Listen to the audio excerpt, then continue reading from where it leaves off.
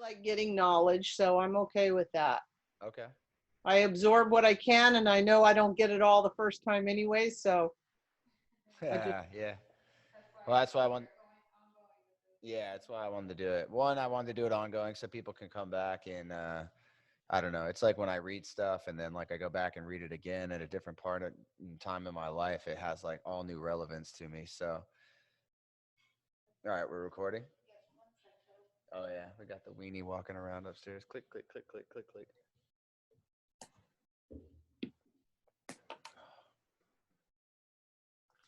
boy, that last little teeny bit that we did on my shoulder, on our shoulders on Friday, on Sunday, whatever. Oh my God. Yeah. Because I'm not a workout fan person, but that did a lot of releasing some stuff. So I know this work has power to it, and I take it with respect, little bits at a time. Okay, yeah. It's I need to do it right now actually. Sarah stretched me last night and it took away the throb I had all through here because I've been just going this is the first like 2 weeks back to full time.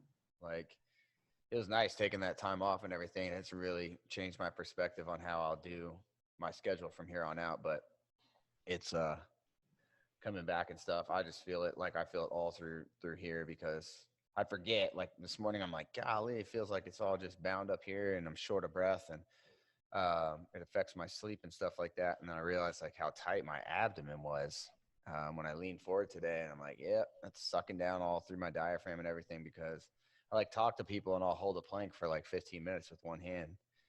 And it's nothing, no big deal to me because I've done it for so long, but I forget the amount of, oh, let me get him in.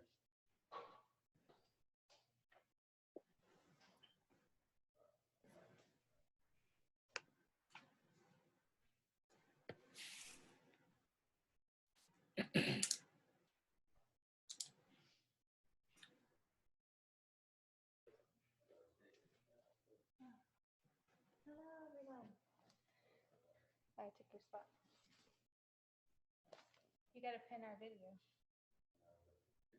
No. You gotta go to the video and pin video. There you go.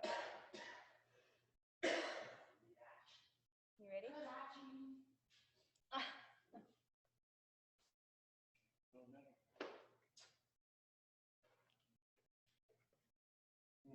Butt shot. Sorry.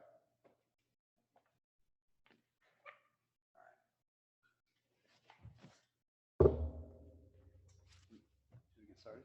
Yep. All right, let me sniffing and huffing in here. All right, we're gonna get started. So welcome everyone to we could call it episode 3 of the Muscle Whisper Josh Course School, whichever you'd like to call it. We're trying to get all this, got the bugs worked out. We got better lighting. I could have just put better batteries in it last time and it would have been bright like this. But lesson learned, we've gone through a couple things and now, I mean, it's helping me in my work and just I think about things through the day and how we can do these. And Sarah thinks about things we can add to them. So today we're going to go over everything that has to do with the rib cage, everything that has to do with dropping it down, opening the diaphragm, bringing the chest up, and then everything that has to do with the low back. I want to see if so I'll just move this over here because I shot the before and afters before just because I'm trying to save time and it's easier for me to just show you guys.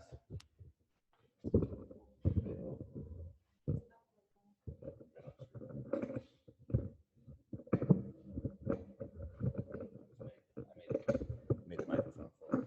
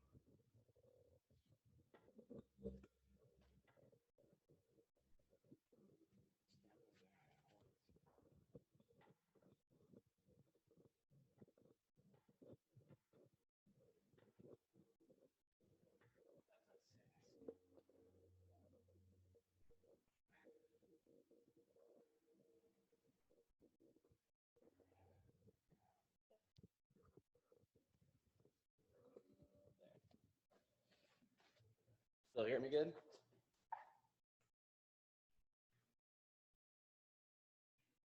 Oh, that's going to be bright. Yeah. Yeah, so I'll just, we can go. Does it go there? No, it's not going to focus. Wait, hold on. So much for the, yeah, it won't pick it up. If this camera won't pick it up, then it's not going to pick it up. So you guys will be able to see it when we go down. When we have Sarah down here, you'll be able to see the as you can see when I post the pictures online on my Instagram, they when I do them face down, you can see a big difference with it. So with this, you'll be able to see the whole abdomen, lower back, obliques. You'll see it cut in. And Sarah, you know, we didn't really do any preparation for this. We didn't want to do anything to where it would be like a distortion of what the truth is. We just left Sarah's abdomen exactly the way it is, just like I will with every single person that we use as a model. So, and I like when it looks, you know, even what somebody doesn't think is their best. You want to get that? So that way we can see a drastic difference, because that's the average, that's the norm for people. You know, the average person is going to have times, like especially in this time when we're at our house. I talk to every single client. Some of them are like doing amazing, and some of them are doing where they feel they've gained weight and things during this quarantine time. So you want to go now? Sarah can do. She put a little PowerPoint together so we can actually see. Hi, Mama.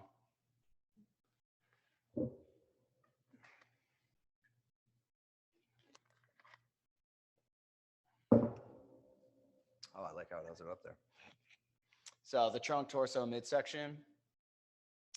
And the purpose of the midsection, I mean, the abdomen, we call it, you know, the core. There's no such thing as core in anatomy. It drives anatomy people crazy when you hear that terminology, because core puts focus on our abdomen. And if you put focus on the abdomen, like I did in the early days when me and Sarah were just junkies I was using 4 medicine balls to crawl across the floor and just anything I could do to challenge my core, you know.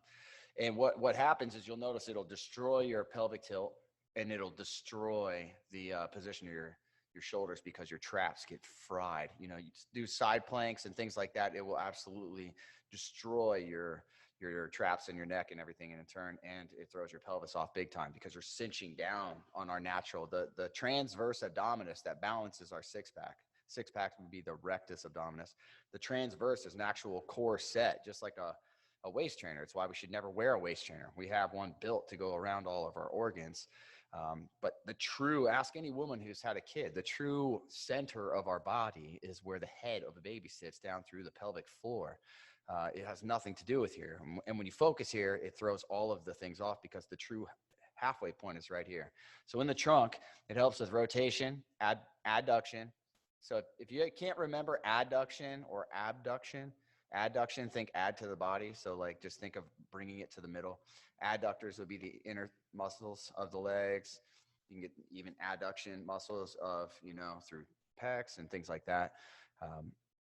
Extension of the arms, different things with the abdomen supports everything to do with it. So opening all of this up will help, as I was showing in last week, how if you can't raise your arm, then you know you have a lot of tension running through the serratus, lat, abdominal muscles, including the obliques, inner and outer.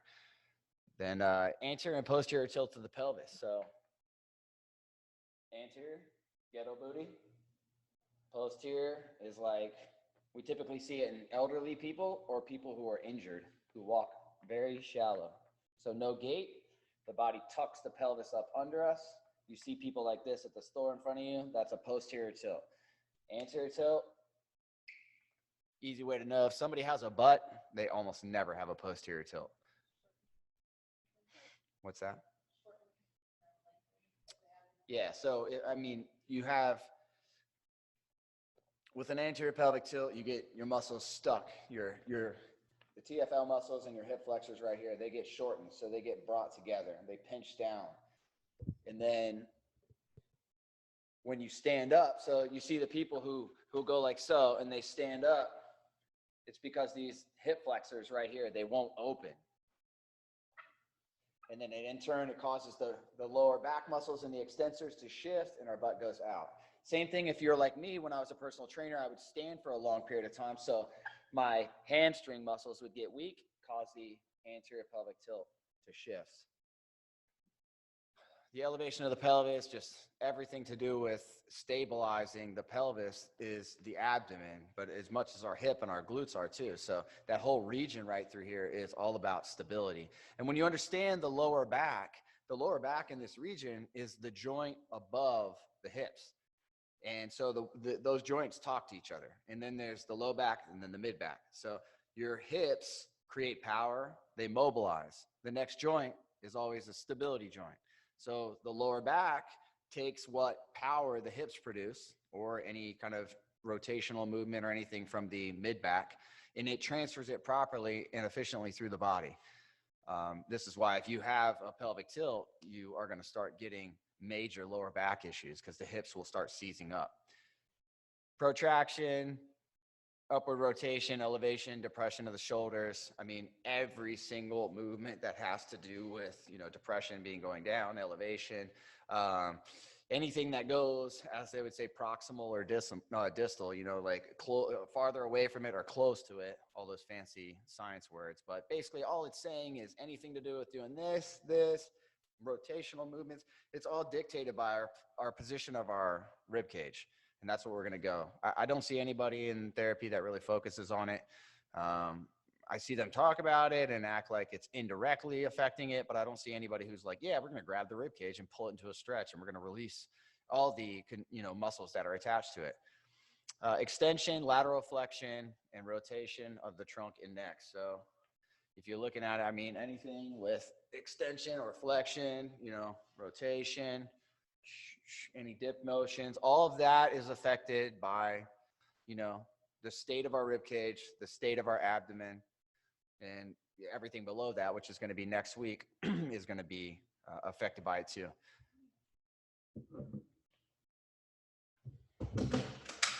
Oop, got it.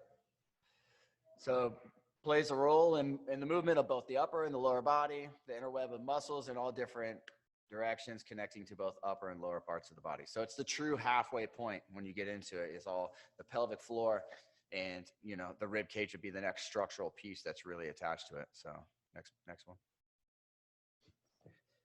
So you can see there's this, layers upon layers upon layers upon layers. So that's why getting everything to do it, good luck trying to get your fingers in there and find all those. You won't be able to get to them. So that's why in structural therapy, you have to manipulate things by using the bones, but you're not cracking the bones like a chiropractor or anything. You're just using pressure throughout those regions to indirectly apply pressure to the other muscles that are, conjoined to it and things like that. So next one. Some more pictures of it here where you can see everything's just layered up. So you can see if those muscles right through there in the back, they get constricted on the spine, it's going to cause your rib cage in the front to open up like that. And I'm going to show you how to open the back muscles, open the rib cage, push that around, and then drop the abdomen in, and then cause the front rib cage to go from open like this to close. And that's going to give you a much nicer, consistent look to your waist, smaller, tighter. Go ahead. All the superficial lines, that's my favorite thing in the world. If you know me on my years on Instagram and stuff like that, I rave about these. Therapists don't even know what these are a lot of the times. The ones who do, they typically do great work because they understand that it's not just saying it's all connected, it's understanding those lines. And then in turn, you stop looking at muscles. When you stop looking at muscles, you find a lot of energetic areas on the body where you'll press into them and it doesn't even feel like it's physical. It feels like it's just a bound up ball of neurological energy. So, and that's through the fascia, because the fascia is a load distribution network, meaning it takes pressure in one area and spreads it out so we don't get crushed or explode. And it's also a pump for water. So if you're not moving, then these fascial lines right there are not hydrating you. And if you're not hydrating an area fascially or muscularly, structurally or anything, then you are not getting blood into that area. It's a fact. Blood is water, 98%. So next. So here's, you see this all day. So it looks like one of my before and afters and throughout the first four, and then the last one is like, boom, and that's what you'll see, even the ones that I posted today and everything. So sway back, getting pushed through. That's like posterior tilt going almost with it, but that has a lot to do with the knees and everything. Lumbar lordosis, thoracic kyphosis, and forward head. You know, those really they almost go all together today. So you see the lumbar lordosis you see constantly on so many people. Maybe not that exaggerated, but then the upper roundness of the back, like that dude has no tech neck on the second one. That's impossible nowadays. I mean, if you have a phone, you have tech neck. So you definitely have to take the next two, thoracic kyphosis and forward head, and add those to that second one. And that you take the round back of the thoracic kyphosis, which is what kyphosis is, getting that roundness there. So take that roundness, mix it into the second one, and put his head forward. That's truly what everybody is. I mean, the second, third, and fourth picture mixed is what we see today in society. So that's what we're going to analyze and go through again. Go ahead. That's it. All righty. Let's do a postural analysis. What do you say? Yeah. Yeah, absolutely. They didn't get to see the before and after, so. I wonder if I could take this. Wish there was a quick way to disconnect this mic. Maybe there is, but I'm not going to do it.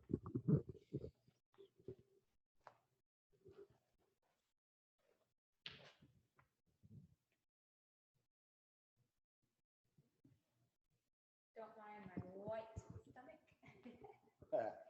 Okay. So turn sideways, babe. They're not going to be able to see that. The camera's too white. Oh.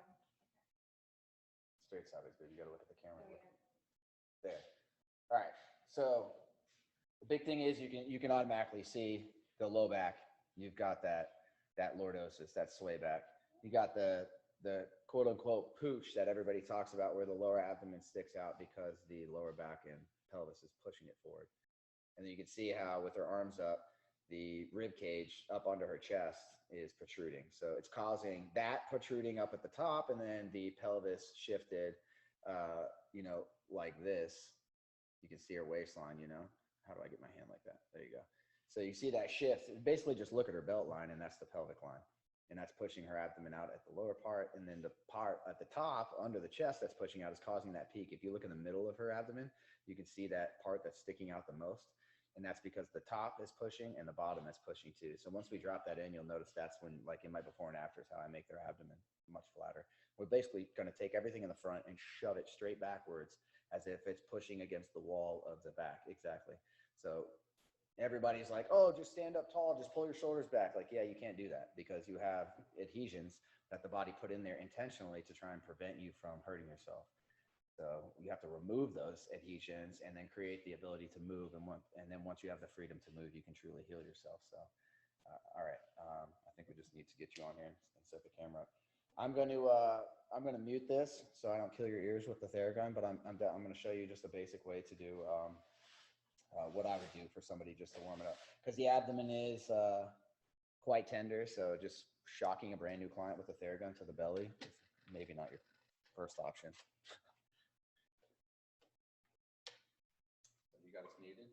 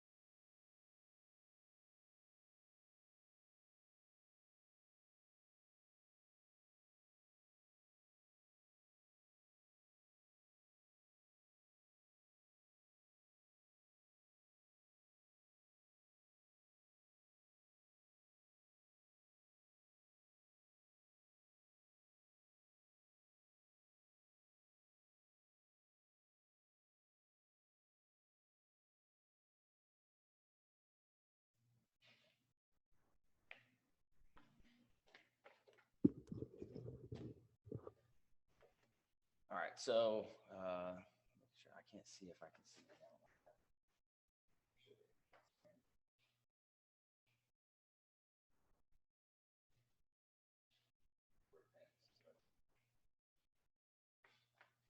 All right, so when I'm doing this, most of what I do, I don't like to go straight on. So if you're using the Theragun, make sure, again, don't squeeze it really hard. Keep it kind of loose to where you can throw it around in your hand.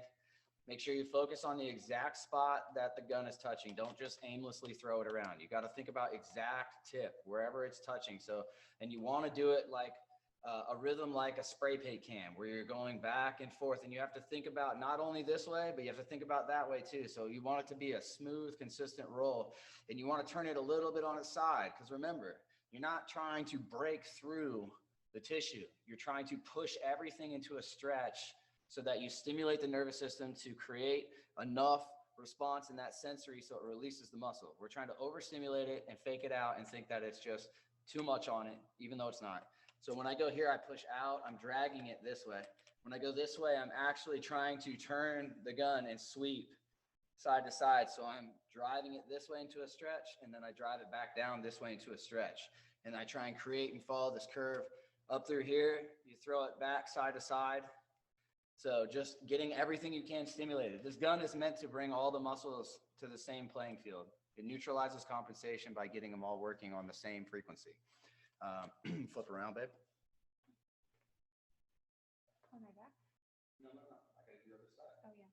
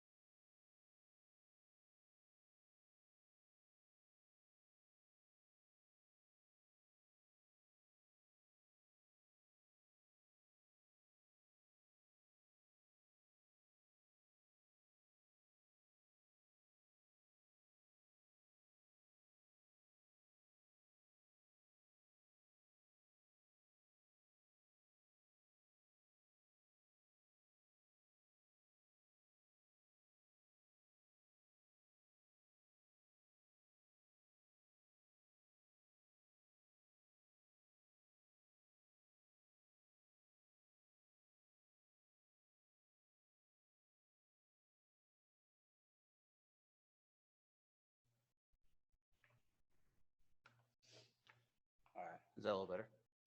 Mm-hmm. Yeah. Yeah. Oh, yeah. So, you don't need the spray guns. I want to blow it all up. On my back or stomach first? Huh?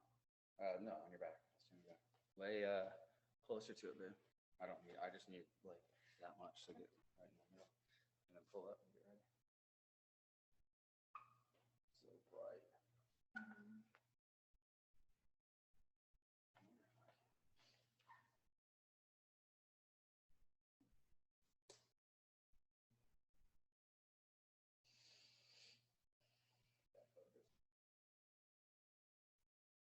Try to get it to bring the brightness down.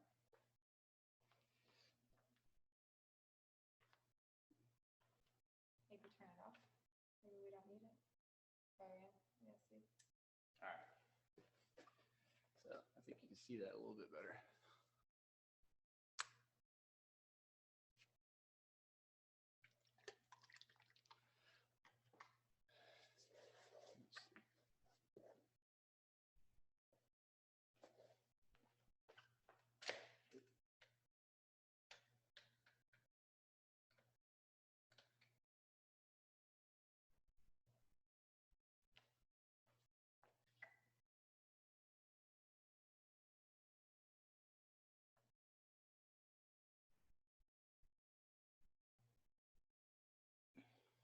There we go.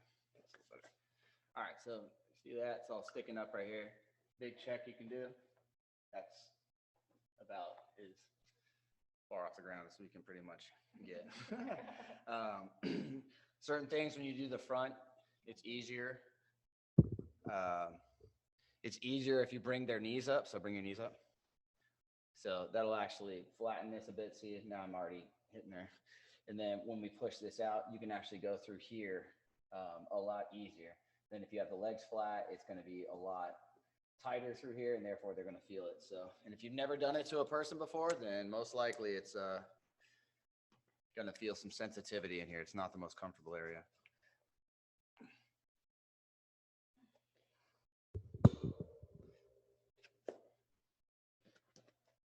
Put this one down. So, bridge. All you're doing for this is, you know, the oblique lines and everything through here, they run lengthwise. So when you get here, you're just lightly going over anything that you feel that's tight or hard. You're more or less going to try and focus. So if you feel like right here under my finger where it's the tightest, then you ignore the rest of your hand and only put pressure into that area. Just putting pressure and just kind of running your hands through will get you tired very quick. And if you do this right on somebody, I mean, you could have somebody with debilitating lower back pain, and this could release it because the abdomen muscles balance your lower back muscles. Just like your chest balances your upper back and lat, same thing goes on here.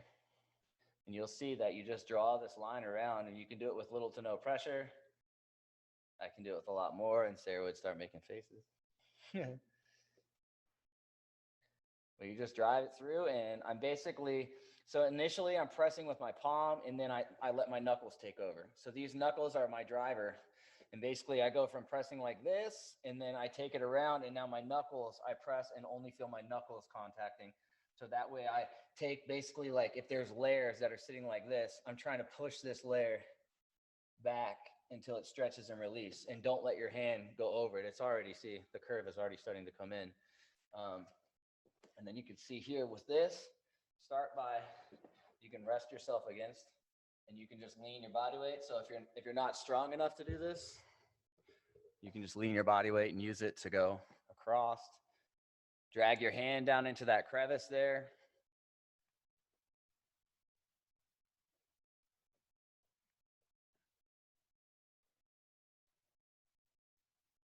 You doing all right? Mm-hmm. And then I'll push it back.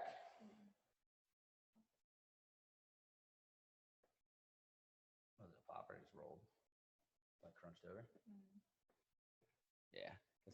You want to be gentle on the rib cage too, because you get the intercostal muscles, they can roll over each other as the ribs can kind of roll over. So going through here, up right under the chest line, you'll feel right under the chest line, you're going to feel a pretty hard spot, and we want to drive that out.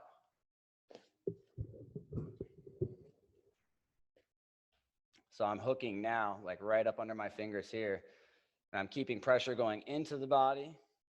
So that way, as I move, remember the biggest key that I feel therapists every time I get worked on, they lift. So as they move, they lose pressure. And that's the hardest thing to do as a body worker, is to move your hand and keep the pressure the whole time. It burns, and just, you know, you got to get used to it. And even still now, like today, I mean, I'm used to it and pretty immune to it. But then at a certain point now, my body's just like, yeah, I'm not going to do that anymore. And I can't press any harder. So just still here, just dragging it over. And as you do it, you'll watch, I'll lean over here and kind of change my angle so that way my pressure stays going down the side and not straight into her abs.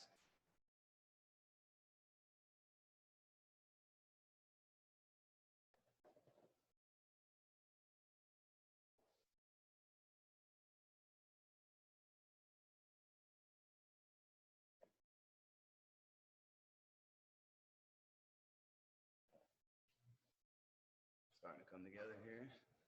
This is starting to lengthen. This is not nearly as high as it was through there. It dropped. Yeah, just keep squeezing so they can see. And I'll go back here. So I'll take my whole palm like this. Just be very careful with this. This isn't like your first thing to do if you're trying to like do body work.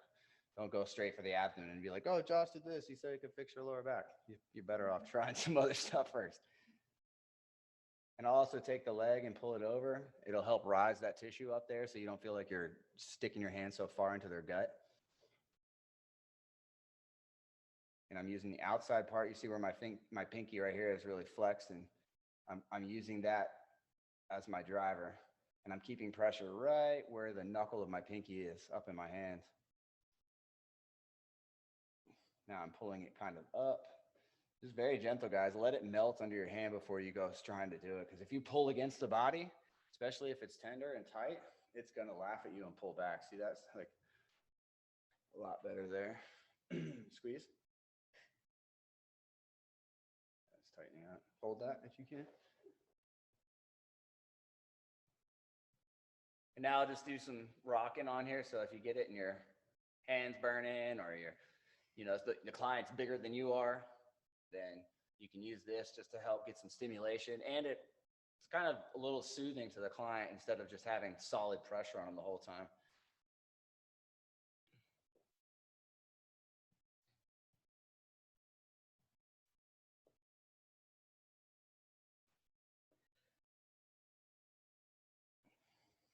Back up here to this spot. Now I'm going to push it up towards the breast tissue. So I'm going to get up under there, and the outside of my hand is going to push the boob out of the way, basically, and go up into it. So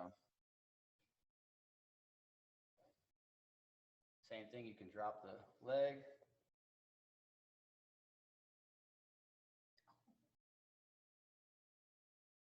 She speaks.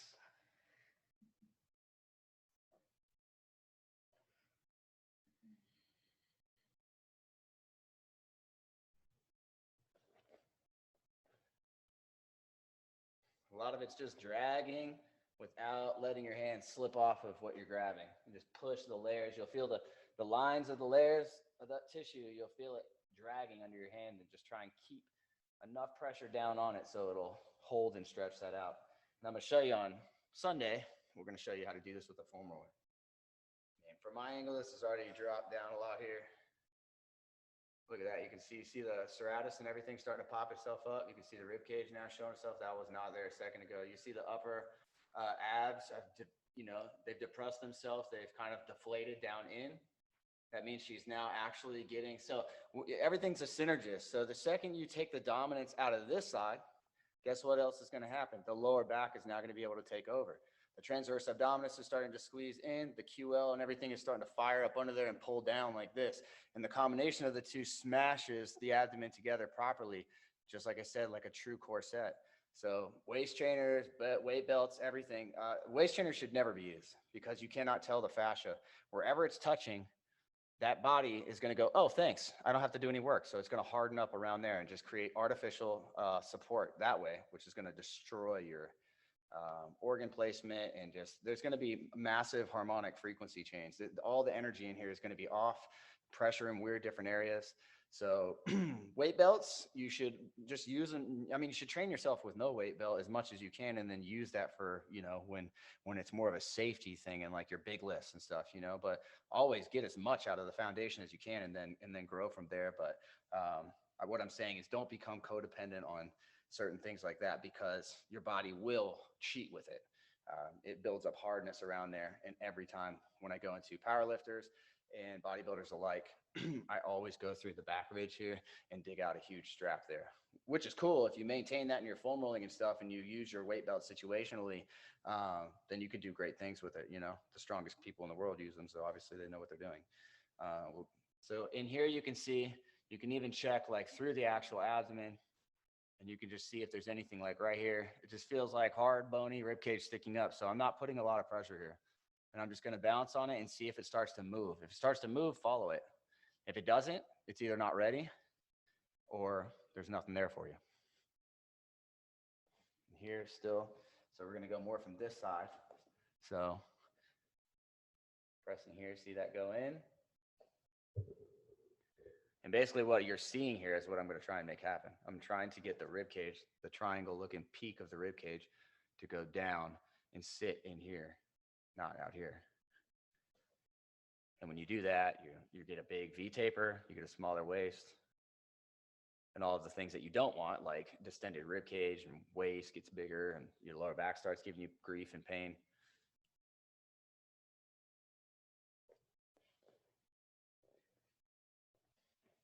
I'm going to push it back up again. Little bounce. So now I'm grabbing with the palm, okay?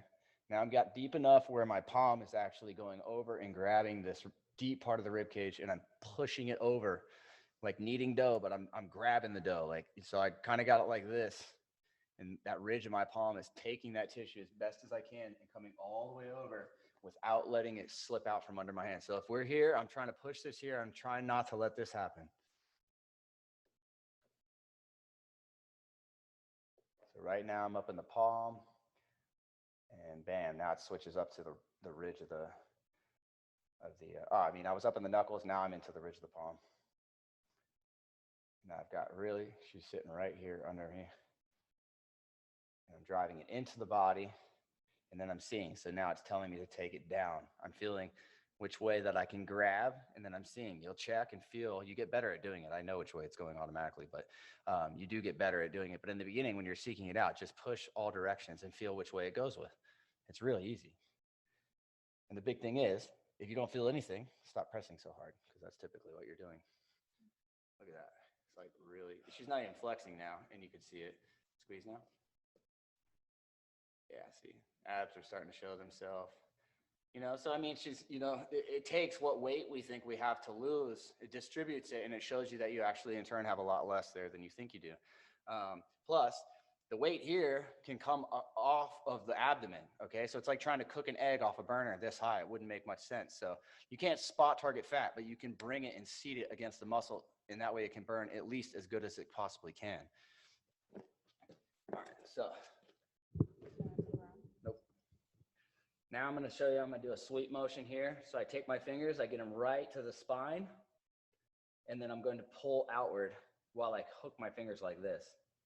So I'm more or less going to drag here. This one takes a lot of strength, but you want to hook your fingers, and then you want to have them bring their feet up, their knees up after that. So it'll seat it in your, inside the crest of your fingers. And when you do that, you'll basically be seated like this. You can use your knees here to lean back with your glutes and go into a squatting motion, so you can actually rock this up.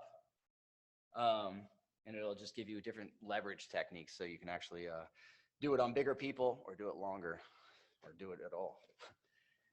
So grab, go ahead, bring your knees up. Okay. And all I'm doing is just kind of hanging my weight back and just pulling through here.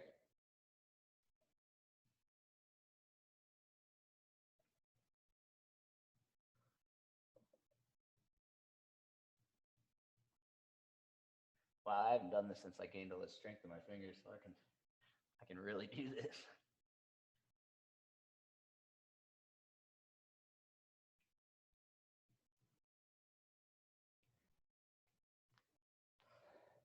Yeah, look at that. That's starting to look more like she's got like some nice curves now, and not so much squeeze. Yeah, look at that. This is starting to lengthen down more, Yeah, it doesn't, off my chest. It doesn't look like so much like what people would be like, I got cellulite right here, It's starting to smooth out, and that shows you, like, when you have tight muscles, the tissue can collect on top of them, and then it can start to form that pockets of cellulite. But if you open that muscle up and make it fill with blood and spread it out, then you can make cellulite disappear right in front of your face. All right, let's do that again. And I'm basically doing it when I'm dragging here, I'm just feeling cords. They all run vertically down the body along the spine. So I'm pulling those cords out, trying not to let my fingers go over them. And then basically, as I pull them into a stretch, I hold and wait, and then the body will release that one. And then in turn, I start feeling the new one, the next one, and so on until I get out. And then it's a matter of, am I going to give up, or is she going to give up first? It's fine. You can keep them up.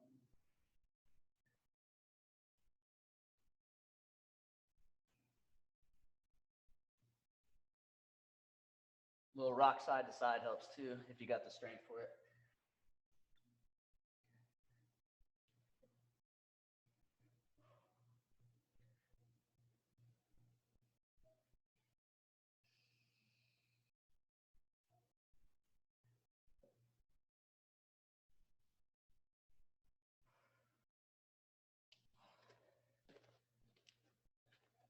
Please.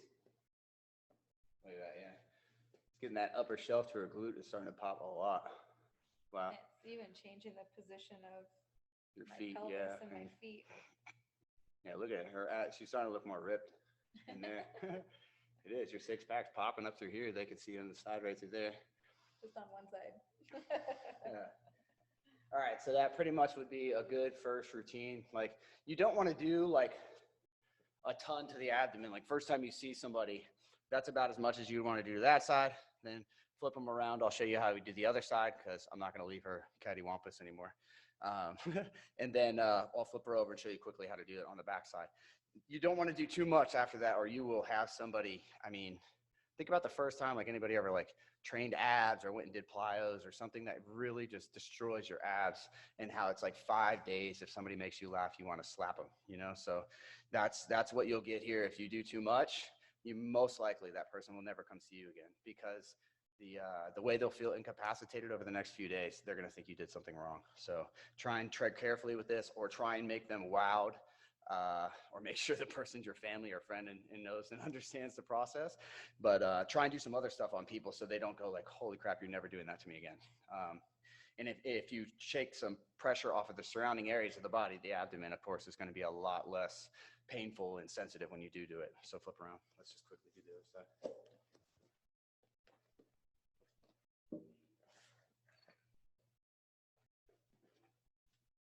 Other way. Other way. What do you mean?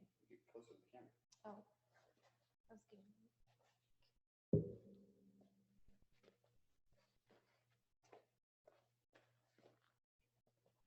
So here you can see this side's like totally relaxed, like just chill. I mean, like the way the other side just kind of shifted it over. So you could see you release all this side's like all free and everything, and it just goes and pushes everything over here. It looks like the abdomen and the waist is basically doing this.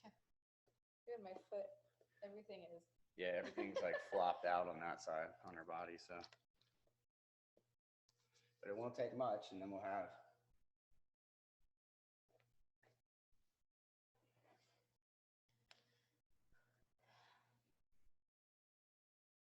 Same thing, just let me get this mic over here. So same thing, just gonna get this to just fold over here. The cool thing is when you do the one side, you pretty much do 25% of the other side too. So pick the side that's easier. Pick the side that's less sensitive. Pick the side that's easier. It feels better on the client, because you'll be able to do more. It's going to be faster on you in the beginning, so you're going to have your strength at the time, like right when you start. And then when you get to the other side, you won't have wasted a ton of energy doing it, and it's going to relieve a lot of the initial fight that the body gives you. So this side is much easier. It's just melting over, and now I can actually do this whole thing right here. It's releasing in more or less one pass, and you'll see a big difference after this goes, I hope, or it's going to make a liar out of me. Yeah, I think I do one more time because I flipped it. So 2 times going over this, if it fully releases most of what I think it's going to, then that's pretty awesome. And that's why you want to do certain sides like that and then get to the other side. So you'll get better and better at timing things. If you're working on a friend or family and you don't care, that's one thing. It's already changing from, just pushed out. Now we'll go here, twist that way.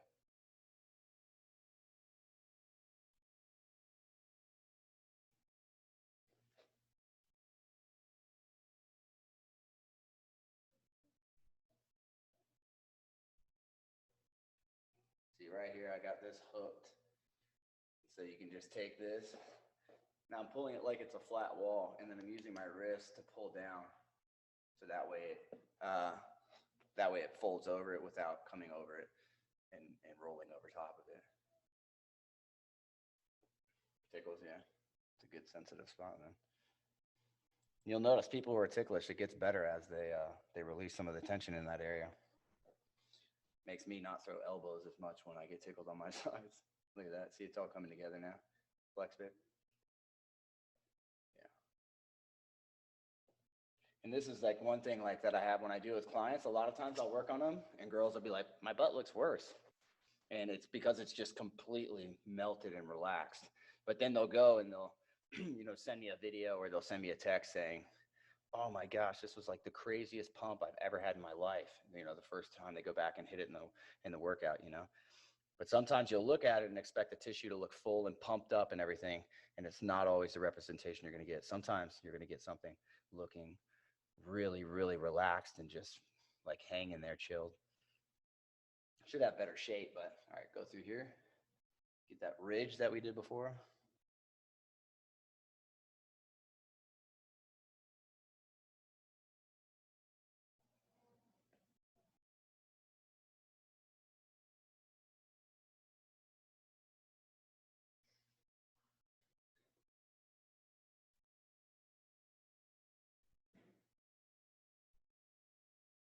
It's going to be Amazon again.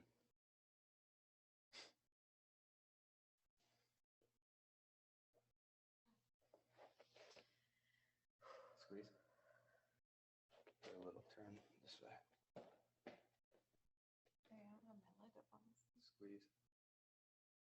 Okay. All right, so I'm going to drag it across their back, and then we're going to do the back, and then we'll be finito.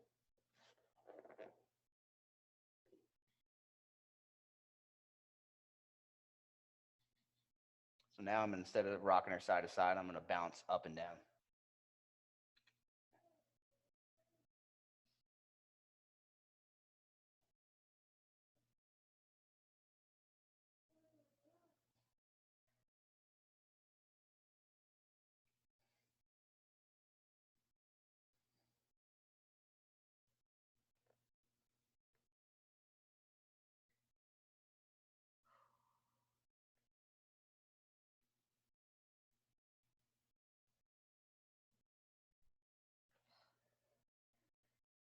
There we go. Starting to get better, squeeze. Yeah. So. Yeah, everything has become isolated. Yeah, everything. You see how it was hanging out, now it's picking up. So, and it's also showing her how much loose skin is here that is not really fat. You know what I mean? Look how much it deflated, inflammation moved, water is just showing up on the surface here. So when you think that you look a certain way, realize inflammation is accompanied by water. Inflammation is chaos in the cell. So if you reduce tension, you're immediately going to calm the cell and immediately flush water away. There's no waiting game with it. But if you're stroking it into madness, like just beating the crap out of the tissue, expect it to be more bruised, more inflamed, possibly than when you started. So if you want to do it like this, you do pressure and wait for the nervous system to release stuff. You don't just take it and beat and beat and beat and then just grind. That's not how it works. The body will resist you. And you're going to get more water the next day on that. With this, watch. The next day, I can show you a picture, and she'll look way leaner through the whole section through here. Just like all my before and afters. There's one from Nashville. I did before, after, the next day. The dude looked insane. His whole body looked like an accordion and stretched out, and all the water fell off him. Bodybuilders always worry that I'm going to bruise them and make them hold water. And I've worked on Cedric McMillan and people like that the day before Olympia, and he looked peeled as could be the next day. All right, so that's just the basic gist of that. So go right on your stomach here. Here is better for this.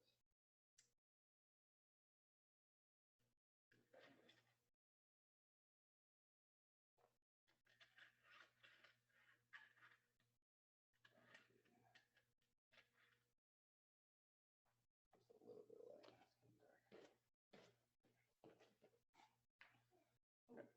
What? That boobage. Sorry. Just the body. It's just the body. I normally roll it like here, but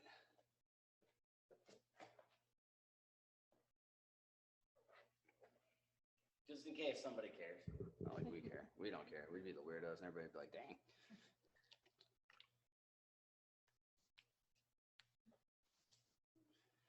So you get these straps right down the middle here, and you want to take them when you can and get your hands out on the side.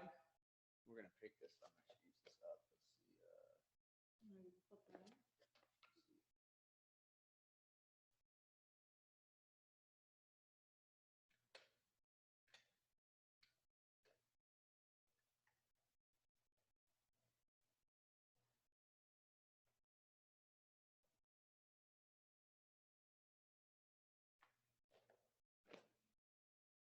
So you want to hook them and pull them down, but it's going to take us a second before we can get that to happen. First thing you want to do is just take your hand, smash it flat. You're going to be taking this knuckle and this knuckle and trying to wedge it between the rib cage and the lower back here. We're gonna try and get this to drop, okay? So I'm not gonna waste any time, and I'm gonna show you a faster way to do it. So, babe, just tuck your butt and neutralize your pelvis hard. Go posterior. Further. All right, here, let me do this. Let me show you the best way.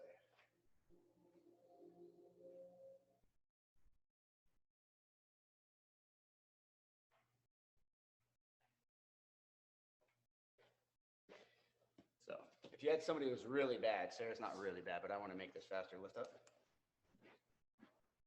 Just get a pillow or anything and get them up here. Now that already makes it a little bit more neutral. And then pull down, but just have your client or whoever it is pull down. And that way when you go through here, you're basically taking and feeling every single thing that's causing this to stay up, and we're going to make it stay down. And now I'm just pushing, and I got my palm hooking the QL and the tissue and the spinal extensors and just dragging them out until they pop free. Well, not pop, that's a bad use of words. Release. I'll do it with this hand. And I'll just do a little bounce. Basically, I got my hand up against that cord. It's a big leather strap right through here. And I'm hooking my palm against it, and I'm bouncing it forward, just giving it a little encouragement to go free. Go free, little QL, go free. Same thing here. Ooh, that was a good pop in the spine there. Not a chiropractor, but sometimes things pop. And then once you got some good stimulation to it, then you can feel it melt. So drive it out, back off, press hard, back off, press hard, back off. Already seeing that nice dip and curve coming in right through there. Then we'll work our way up. Grabbing here, you'll feel a big brick of the rib cage right through here. It's like a long line. Feels like the superficial back line I showed you guys, the blue one that goes down the middle, and then the rib cage, you know, pretty angry, pulling it up here because its friend, the lower back here, has been trying to hang on him for a long time. This is Sarah's nightmare area, especially from breastfeeding Joshua for 4 years. She was in the fetus position for the first 3 of those.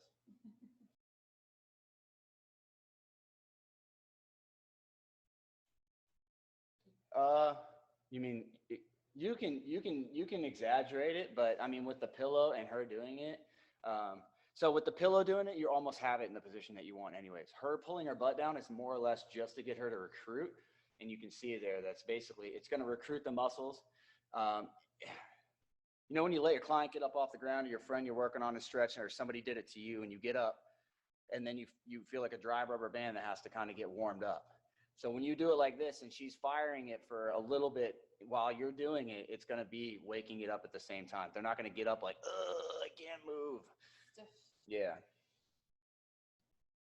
Which is typically half the battle because you leave people all stiff when you send them home that you got to assume they're going to screw themselves up. All right, I'm hooking this going out. This is going to be an awesome one. Watch.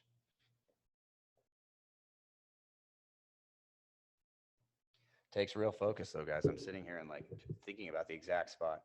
I tell therapists, you know, when they come work on me and stuff, I tell them, you know, you're talking too much. And they're like, oh, you want me to be quiet? I'm like, no, I'm not saying that. I'm telling you that you need to work and talk. And that's the hardest thing about being a therapist is holding an effective conversation while holding, you know, your hand or whatever you're using in the right spot and keeping focus on that. But you want to talk, you want to read, you want to do something, you want to take your focus off it, have music in the background that you can do. So that way you're not literally thinking about your hand just burning into oblivion, because it does. Here it goes. Big dip. You can see just the shadow of it is different. It's all starting to get curve squeeze, babe. You can just show on the side. We'll see how much, just pay attention to how much the serratus and everything starts to pull in through there. And this here, actually, you can see, I mean, the breast tissue is right there. And I'm basically, this part, I actually dig up under the chest and get the boob line to stop hanging out and get it to go back into the center line where it should be. But I'm grabbing that rib cage and everything through here and just shoving it out. And the whole shoulder blade's going with it. Put your arm by your side, baby. Arm at your side will actually relax this part right through here and let you get a little bit more pressure on it. It also engages down the front side of the body, so you feel like you got more of a wall to press into without feeling like you're going to crush the rib cage. Now I'm taking it and I've got this dug in and I'm pushing it down the spine. So I'm actually working on this midline here, not so much outside. And I'm pushing it down and not out. And this is where Sarah needs it the most. But I had to get the rib cage off of these spinal extensors and all the stabilizers because they were being, as we saw, they were being covered up. And all the pictures you saw were simply showing you muscular systems. They weren't even showing you what the rib cage does when it gets all involved. Now I'm pushing out again. It's a combination back and forth. You'll release one, you'll feel the next. You'll release one, feel the next.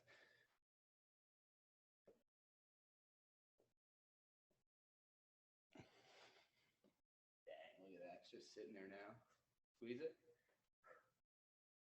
Yeah, look how much higher it can come. And you'll think that she can like make it do it so you guys can see it, but it's not. She can't, you know, laying in this position, that's not the easiest thing to do, is just contract your rib cage and abdomen. All right, now I'm going to push lower here and I'm going to drive it down the side. So I'm basically going to take the rib cage and see if I can get it to touch the hip. It's not going to, but when it gets close, it'll release.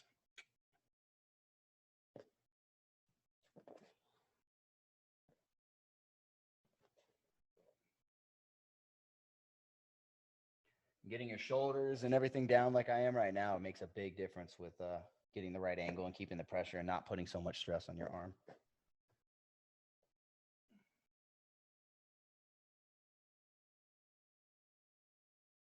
Dang, do you feel that? It just shifted him like an inch. Sarah would say half inch.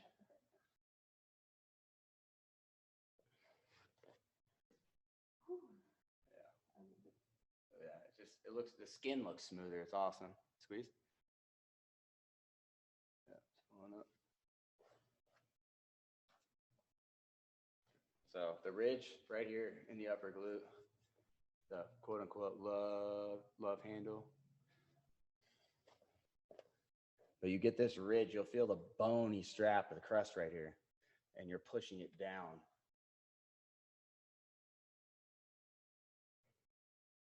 Pushing it down, and then my fingers and hand are going to slide out.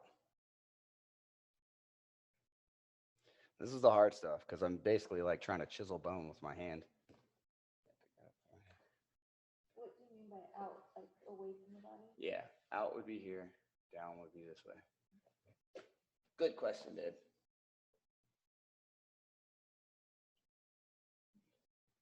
This just feels like a big mountain of tension right here. And when I get this to go over, it's going to make everything look so much better.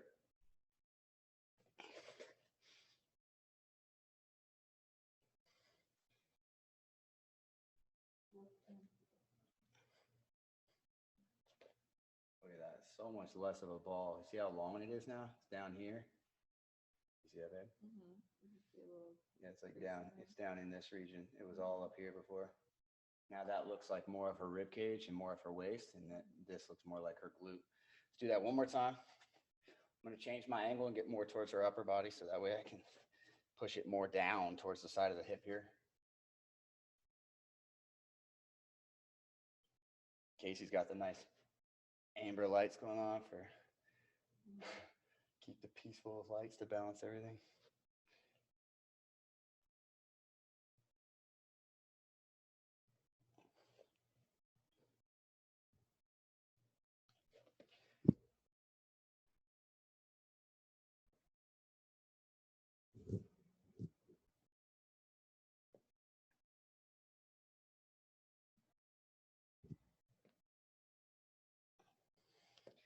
Sometimes if you feel the spot, you can jam it free like that. See? Look how much smaller it got all through here. Now it's down by her belt line. Woo! Squeeze. Yeah, look. Yeah, look. See, it even makes that like it's just different. How much more control you get. Yeah. All right, let's go. Let's go to the other side.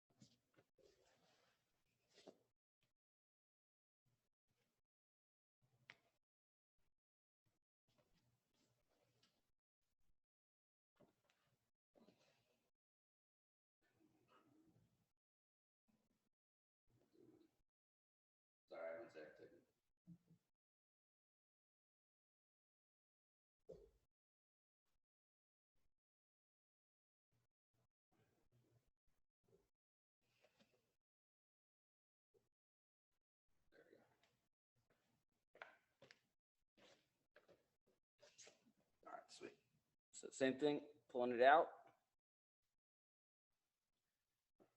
Trying to pull it away from the spine here, up under the shoulder blade on both sides.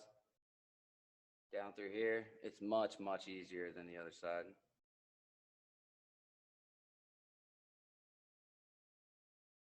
And in this side, I'm showing you a little bit different. So you can pull it up. I'm kind of going up towards the rib cage. So no matter which thing you're doing, which spot you're doing, or anything like that, just try different things, try different angles.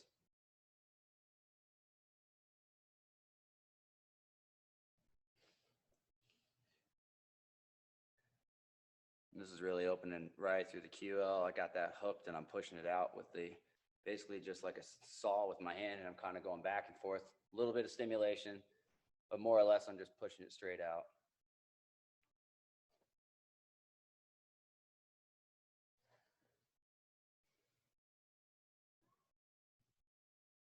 This side does feel worse, so. Yeah, this side would have been more sensitive had I not done the other one. Yeah. So I'm basically just feeling that rib cage, and I'm trying to keep the ridge of my palm against it. Gentle pressure, pushing it out, backing off, push a little pressure, then back off, and just feel it as it starts to melt. The better you can get it to melt and move, the better you know you're getting your pressure. How would you know which side is worse and which side to start on? Would you ask the client, or would you?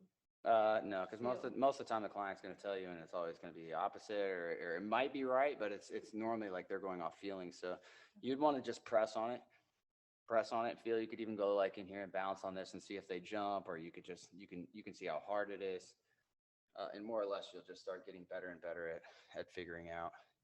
You can tell by how you look. Yeah, I see it when people move and stuff, because I'll see if they favor something when they squeeze it as they take a step or something. Or definitely when they work out, that's the easiest way to tell, because that's somebody challenging the body with some weight. So now I'm like right on the spine. I'm straight on the spine. Make sure you get comfortable with working on somebody before you do this. I mean, it's not like they say it is, but you can still hurt people with this, so just be careful. I'm grabbing it with the very back of my palm, and I'm just gently putting pressure on it and stretching it, okay? So it's just releasing all the multifidi, spinal extensors, things that are holding this spine in place. Ooh, that was great. Ooh, look at that. See that dip? Now, like, squeeze. Yeah, it's just, overall, it's just pull your butt down now. Okay, cool.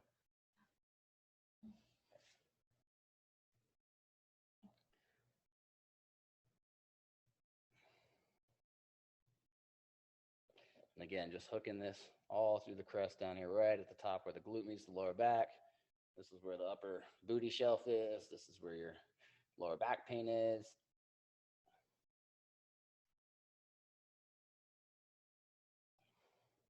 Oh boy, this is releasing nicely.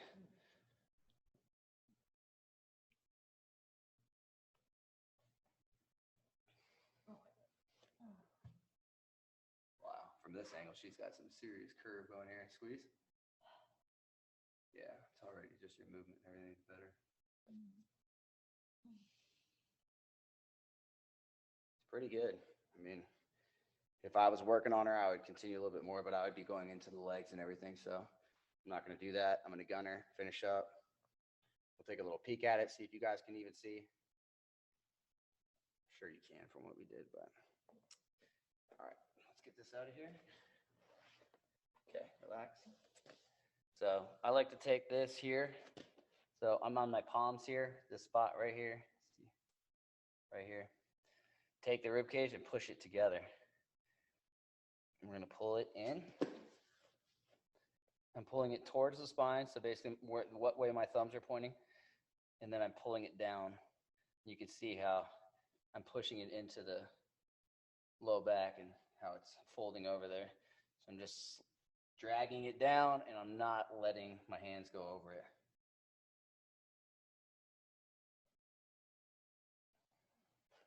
And now I'm pushing it in, bringing my hands together, and I'm pushing it up towards her shoulder blades.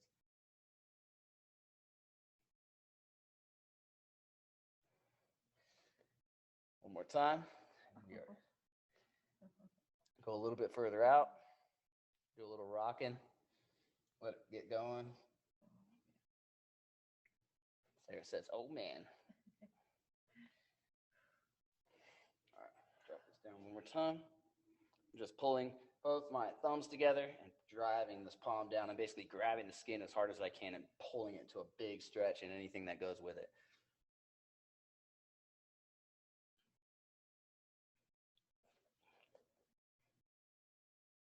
Now I'm pushing it out away from each other to collapse the rib cage in the front.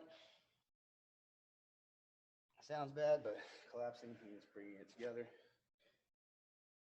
Now I'm pulling it apart again. And I'll do it standing.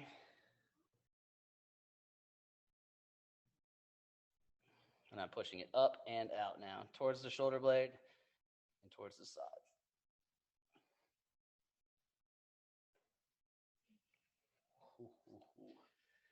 Squeeze. Wow, that contracts really nice now. So much better. Now she's off the pillow, obviously, too, but you can just see the length that it created here. Let me gun it.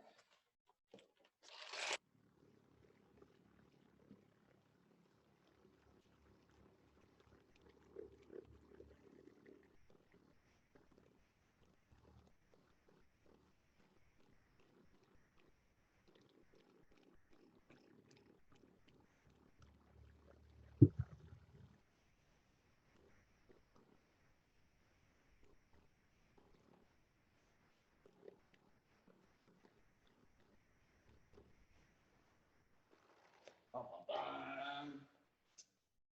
All done. All right, all right. Let's see. Stand up.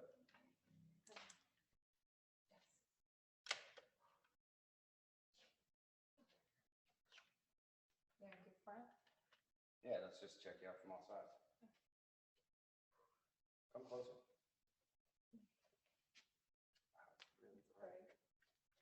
Okay, we don't need it, I guess. Maybe a little bit. All right. I think, overall. Belly button sits different. It's not low. Yeah, we'll do before and afters. I'll post these up so you guys can see. I'll have her send it in the email. Oh, wow, look at the oblique lines when she squeezes. You can definitely see that is big time difference. Turn sideways, baby. Yeah, that's look at the difference in that. See, well, that's what I was going for. That is the dread killer, whether or not you're trying to produce or reduce lower back pain, or if you're trying to increase your glute size. Now this is where the shelf is missing on so many women. Obviously now she can grow that if she wanted to. Turn a little bit more this way. You see, but now her lower back is in her lower back and the glute is in the glute. And that's length like crazy here for her to go into. So their organs have much less pressure on them. The waist is flatter. You got everything through the hips. And then she can breathe through the diaphragm. Let's go straight on the back. I mean, this nice, really hourglassy shape, even her color of her skin and everything just has a different kind of like consistency to it. So it's got like a peachy life to it. I mean, I'm looking at it different than you guys are, camera, obviously, but turn again to, no, we were this way, yeah. Yeah, so now squeeze on it. So this is a good ab angle. Turn more. Yeah, squeeze a little bit. Yeah, see, do some twisting and stuff. See the freedom, see how it just dips in nicely. It doesn't jam in. Go pinch here, like lean over. You see, that's really not that bad. I bet you if I do that right now, look, I'll pull over. Look at how much jumble I got. And look at hers when she pinches over. It's just like the one up here. So that shows you just how much more spacing you're giving if you can do that. I mean, and then the big thing is if you can do that, you can squeeze the muscle a lot longer before it gets full contraction. So, the longer your muscle is, the more you can squeeze it when you use it. So same thing with going like negatives, doing long negatives. The longer you can endure a negative, the stronger you make your negatives, the longer you can, basically a negative is like a battery bank. The longer you can do and stronger you can do a negative, the harder it takes, or the more it takes energetically before you fill up your tank. So the more you can squeeze a muscle or pump a muscle and pump it is all dictated by how long and strong your negative is. All strength, all stability, all definition, and all symmetry comes from how good your negative is. So adding 10 to 15 second negatives every like third workout, and like every third time you do legs, you know, making every exercise like, you know, doing a squat, you just tuck and 1, 2, 3, 4, literally 10 to 15 seconds. We can just sit now, I guess, since we're chatting it up.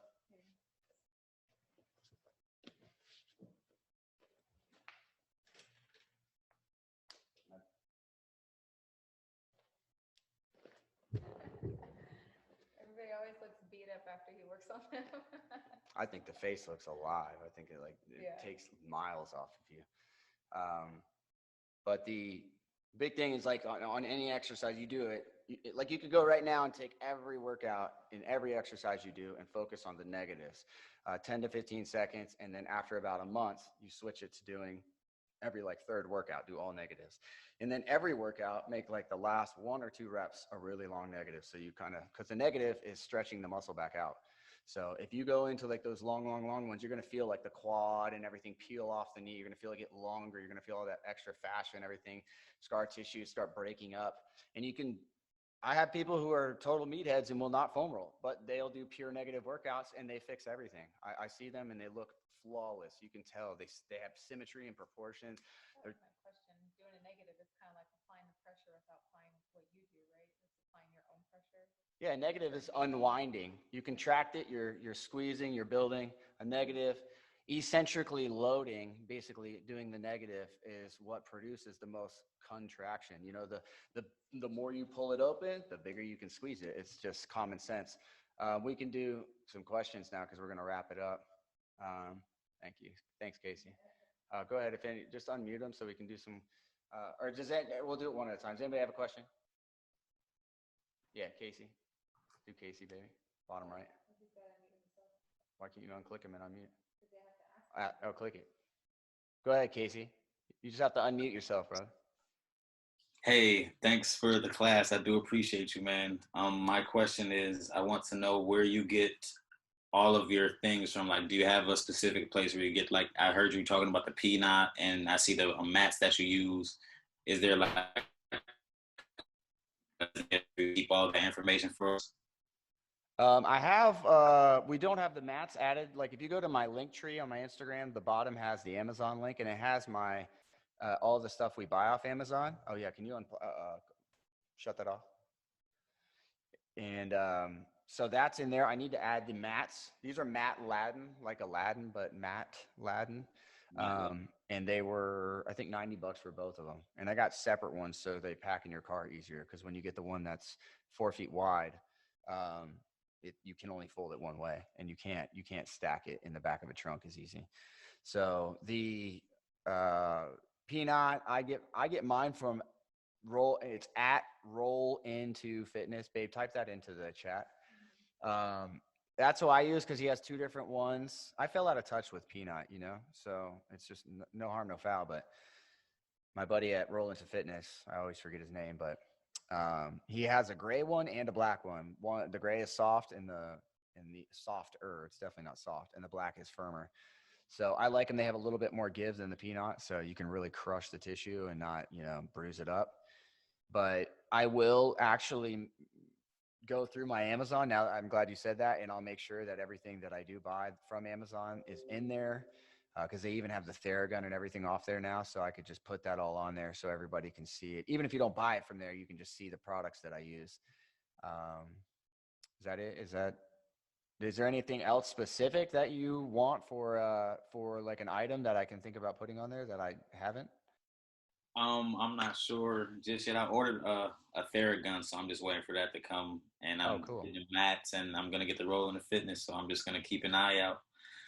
I appreciate you both, Josh and Sarah, very much. Thank you, man. And we appreciate you, brother. Kathy, Mom, you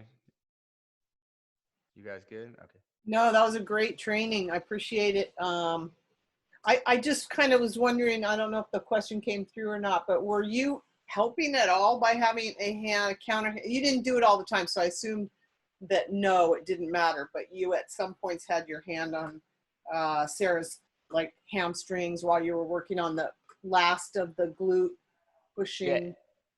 Yeah, you can. I mean, if you You get used to In it. reality, you can, I don't know. You're always going to want to use your other extremity for balance and stability. The goal is to apply as much pressure as you can to move the tissue without the tissue spasming against you. So you want to do as much as you can to brace yourself, so that way you can literally remove all pressure off of anything but the focal point.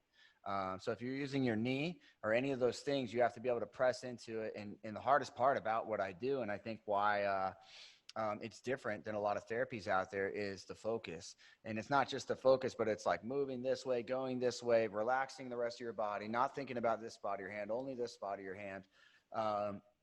And I don't get that. I can totally pick up on that if somebody was doing it, because I have 2 people that I've trained that actually got it, actually cared to do it. And I can feel when they do it, it's like a switch goes off, and the connection goes from them to me.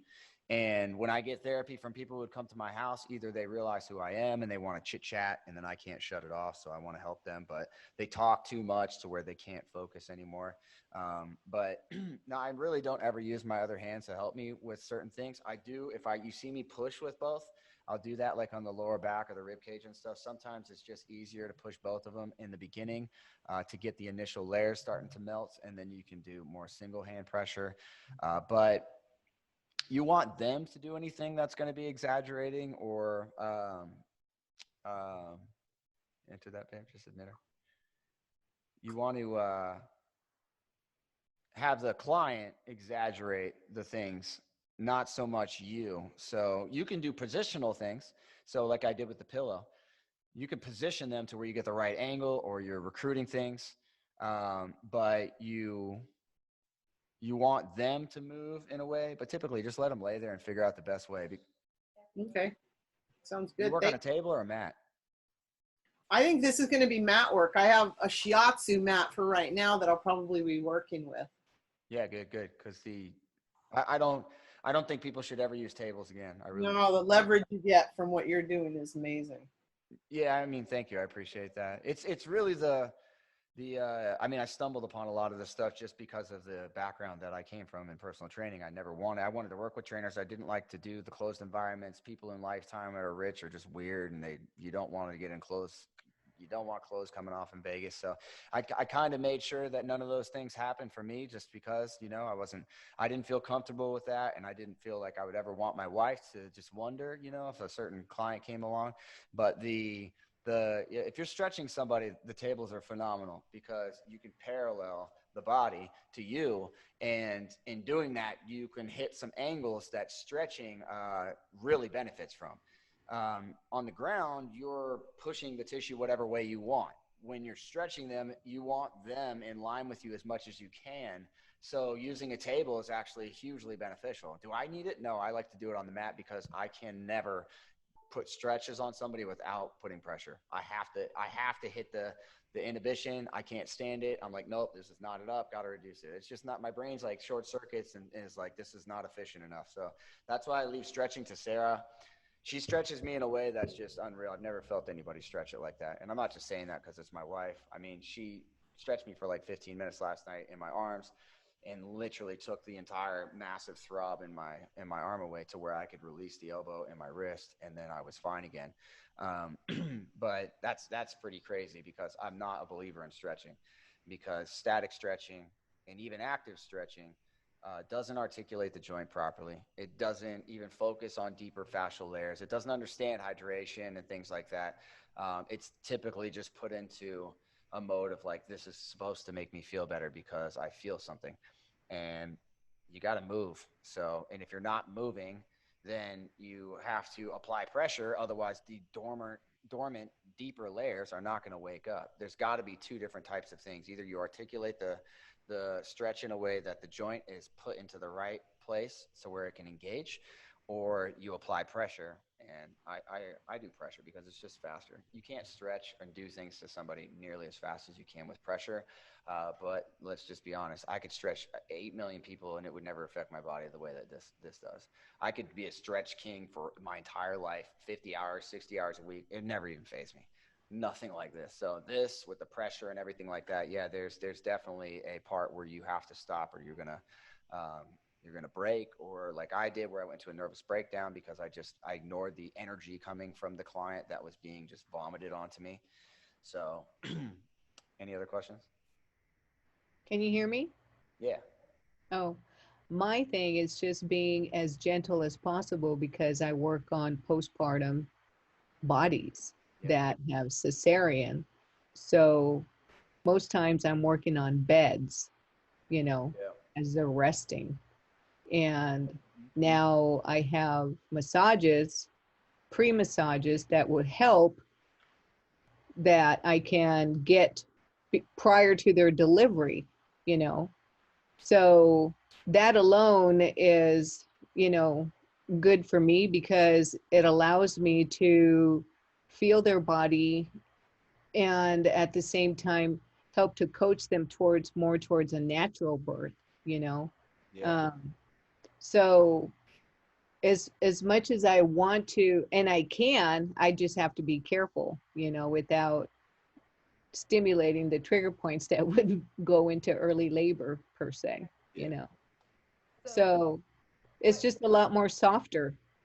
Yeah, touch. for sure. You'll have to be with yours. Even putting a pregnant woman sitting on the table is actually cool because I like to press up across the belly and over the top of it. So being below them and doing it like you're massaging a stability ball, it takes away from your ability to go into the body too much. So if you put them above you, it's actually far safer for the therapist to talk and not think about it and not risk like driving into it, like you said, and stimulating an early birth. Yeah. I'm more like in and out.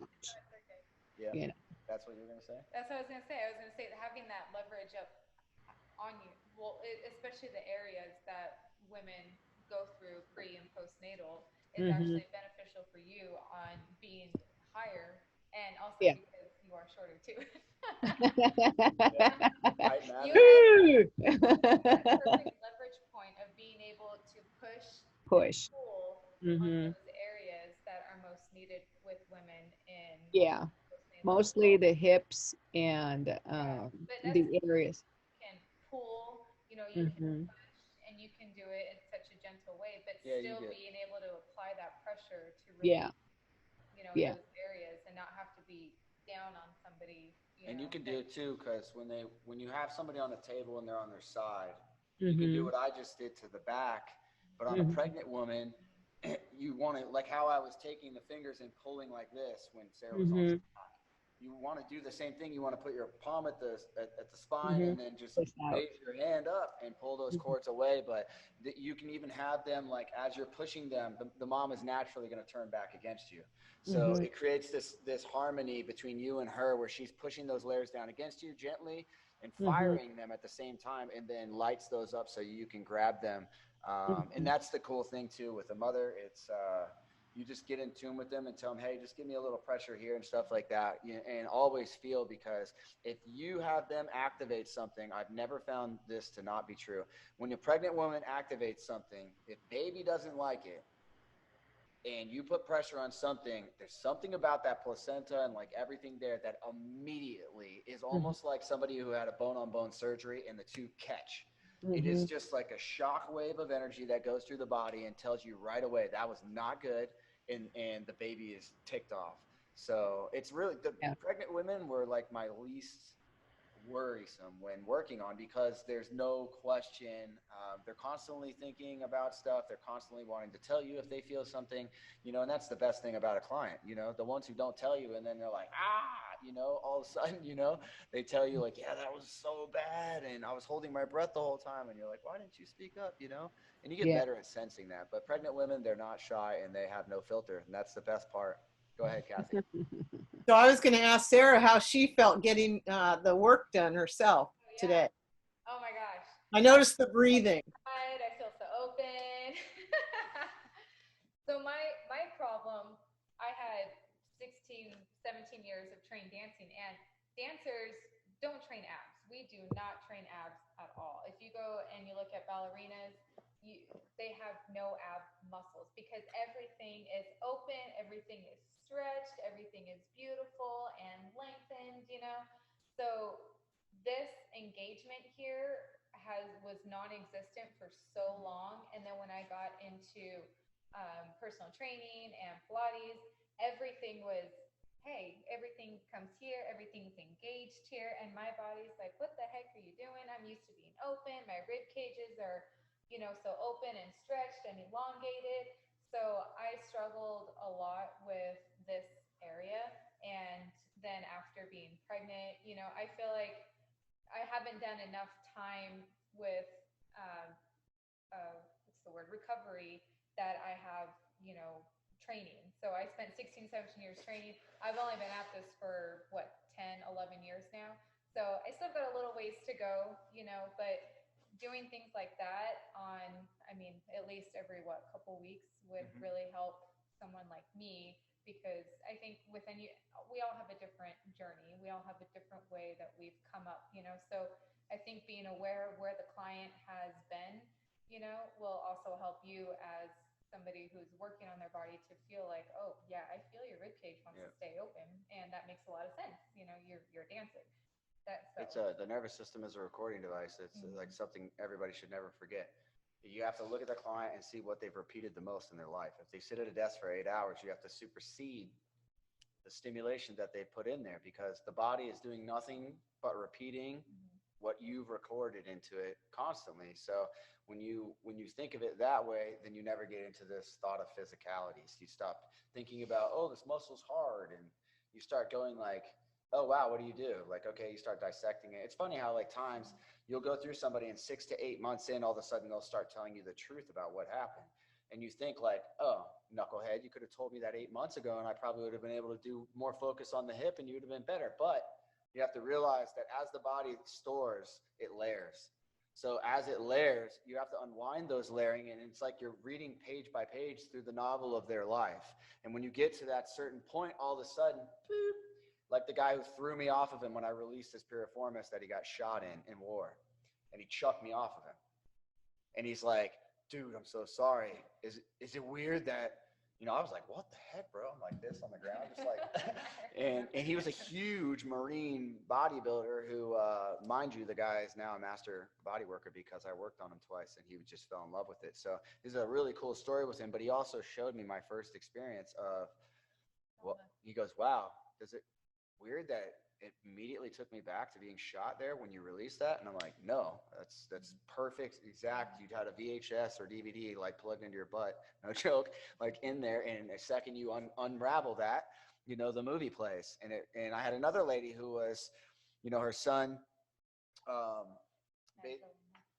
Magdalena, her son basically got caught up in drugs and heroin. And then he got HIV from relationship stuff and everything like that, and ended up dying. But in the time that he was in the hospital dying, his mom fell 3 times on the same hip. And so when I released her hip, mind you, we're in the middle of the entire gym in front of everybody. See ya. In front of everybody, and I release her hip, and she starts howling and crying at the top of her lungs, and everybody's like, oh my God, what did you do to that woman? But she just told me, I'm so sorry, it just reminds me of those moments of when I fell each time on my hip, every time I did it. So just think of things that way. I guess we'll end. Otherwise, we'll sit here and talk. Yeah, we'll talk. So we've covered everything. We don't want to keep rattle on because, I want to also keep thoughts for the next time. So we'll see you guys on Sunday, 9 o'clock. Remember, we're going to be doing the same thing that we did today. Thank you, Mama. Same thing that we did today. So basically, we're going to show you how to do this to yourself. I don't want anybody to feel neglected in this. I don't want you to feel like there's not anything for self-therapy as much as there is for partner therapy. I also want to make sure that you guys are actively doing your in-between work, whether or not you're doing this to somebody or you're getting work done and you need to keep your maintenance in time between when you get your maintenance done by somebody else. You do it yourself. So we're going to do the foam rolling, stretching, Theragun, some different things. Sarah's going to show you some cool ways to really open the rib cage, because there's a lot of issues that stem from this. Anxiety, depression, and stuff can all come from how constricted our breathing is. So Sarah will show you how to open it. I'll show you how to beat it up with the foam roller. And then that's it. And so love you guys. Thanks so much for coming. Thank you. And we are Much out. love.